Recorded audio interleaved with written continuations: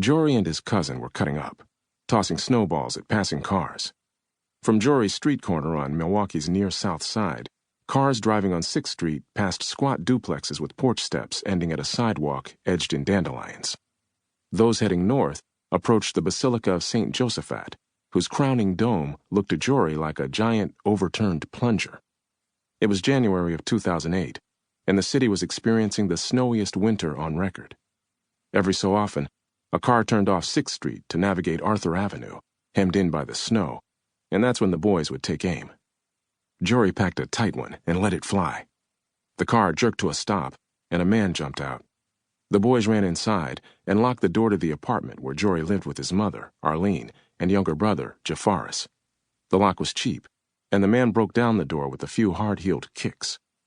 He left before anything else happened. When the landlord found out about the door, she decided to evict Arlene and her boys. They had been there 8 months. The day Arlene and her boys had to be out was cold.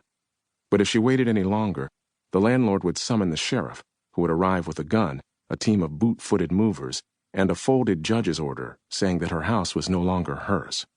She would be given 2 options, truck or curb. Truck would mean that her things would be loaded into an 18-footer and later checked into bonded storage. She could get everything back after paying $350. Arlene didn't have $350, so she would have opted for curb, which would mean watching the movers pile everything onto the sidewalk. Her mattresses, a floor-model television, her copy of Don't Be Afraid to Discipline, her nice glass dining table, and the lace tablecloth that fit just so.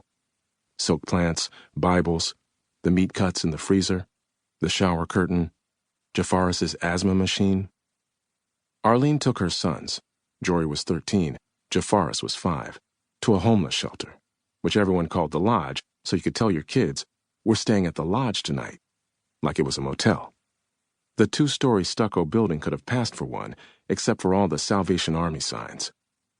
Arlene stayed in the 120-bed shelter until April, when she found a house on 19th and Hampton, in the predominantly black inner city, on Milwaukee's north side, not far from her childhood home. It had thick trim around the windows and doors, and was once Kendall green, but the paint had faded and chipped so much over the years that the bare wood siding was now exposed, making the house look camouflaged. At one point, someone had started repainting the house plain white, but had given up mid-brushstroke, leaving more than half unfinished. There was often no water in the house, and Jory had to bucket out what was in the toilet.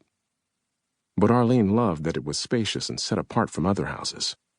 It was quiet, she remembered, and $5.25 for a whole house, 2 bedrooms upstairs and 2 bedrooms downstairs. It was my favorite place.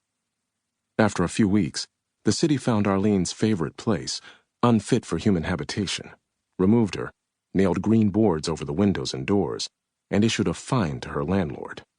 Arlene moved Jory and Jafaris into a drab apartment complex deeper in the inner city, on Atkinson Avenue, which she soon learned was a haven for drug dealers. She feared for her boys, especially Jory, slack-shouldered with pecan-brown skin and a beautiful smile, who would talk to anyone. Arlene endured 4 summer months on Atkinson before moving into a bottom duplex unit on 13th Street in Keefe, a mile away. She and the boys walked their things over. Arlene held her breath and tried the lights, smiling with relief when they came on. She could live off someone else's electricity bill for a while. There was a fist-sized hole in a living room window. The front door had to be locked with an ugly wooden plank dropped into metal brackets, and the carpet was filthy and ground in. But the kitchen was spacious, and the living room well lit. Arlene stuffed a piece of clothing into the window hole and hung ivory curtains. The rent was $550 a month, utilities not included, the going rate in 2008 for a 2-bedroom unit in one of the worst neighborhoods in America's 4th poorest city. Arlene couldn't find a cheaper place, at least not one fit for human habitation, and most landlords wouldn't rent her a smaller one on account of her boys. The rent would take 88% of Arlene's $628 a month welfare check. Maybe she could make it work. Maybe they could at least stay through winter, until crocuses and tulips stabbed through the thawed ground of spring, Arlene's favorite season. There was a knock at the door. It was the landlord, Sharina Tarver. Sharina, a black woman with bobbed hair and fresh nails, was loaded down with groceries. She had spent $40 of her own money and picked up the rest at a food pantry. She knew Arlene needed it. Arlene thanked Sharina and closed the door. Things were off to a good start.